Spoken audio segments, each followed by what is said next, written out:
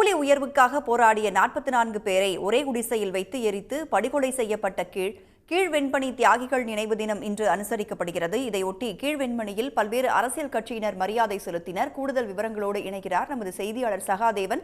சகாதேவன், எந்தெந்த கட்சியினர் மரியாதை செலுத்துகின்றனர்? முக்கிய நிர்வாகிகள், தலைவர்கள் யார் யார் வந்திருக்காங்க?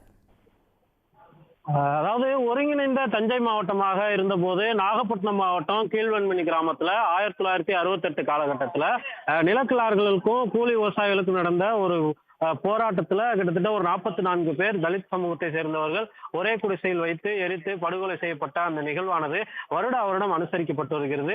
தமிழ்நாடு மட்டுமில்லாமல் பிற மாநிலங்களிலிருந்தும் இடதுசாரி சிந்தனை கொண்ட அமைப்பினர் பலர் வருடம் இந்த கீழ்வெண்மணி கிராமத்திற்கு வந்து இங்க இருக்கக்கூடிய நினைவு ஸ்தூபியில் மலர்களை தூவி நெல்மணிகளை கொண்டு வந்து அவர்களுடைய நினைவு கூறும் வகையில மரியாதை செய்வதும் அதே போல அவர்களுக்கு அஞ்சலி செலுத்துவதும் வீர வணக்கம் செலுத்துவதும் நடைமுறை நிகழ்வாக இருக்கிறது.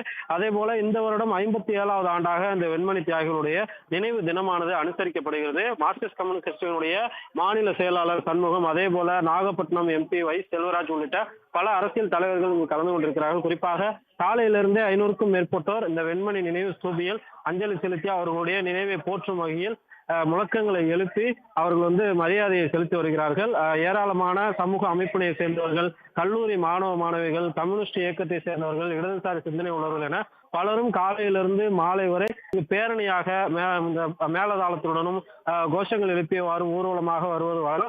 அந்த வகையில் பாதுகாப்பு கருதி மாவட்ட நிர்வாகத்தின் சார்பாக 100க்கும் மேற்பட்ட போலீசாரும் இங்கு பாதுகாப்பு பணியில் ஈடுபட்டுக் கொண்டிருக்கிறார்கள். தொடர்ச்சியாக இன்று மாலை 6 மணி வரை நடக்கக்கூடிய இந்த நிகழ்வில் தமிழ்நாட்டிலிருந்து பலர் ரயில் மூலமாகவும் பேருந்து மூலமாகவும் தனியார் வாகனங்கள் மூலமாகவும் இந்த இரங்கல் செலுத்தக்கூடிய நிகழ்வுல பங்கேற்கிறாங்க. அதிக அளவிலான இங்க இருக்கக்கூடிய இடதுசாரி அமைப்பை சேர்ந்தவர்கள் அதிக அளவில் வருகை தந்திருப்பதால் போலீசாரும் பாதுகாப்பு பணியில ஈடுபட்டுக் கொண்டிருக்காங்க. நாகை மாவட்டம் கீழ்வெண்மணியில் பல்வேறு அரசியல் கட்சி தலைவர்கள் மரியாதை செலுத்தும் காட்சிகளை நாம் பார்த்தோம். கூடுதல் விவரங்களை வழங்கியமைக்கு நன்றி சகாதேவன். உடனுக்குடன் செய்திகளை தெரிந்து கொள்ள சன் நியூஸ் பெல் ஐகானை கிளிக் பண்ணுங்க.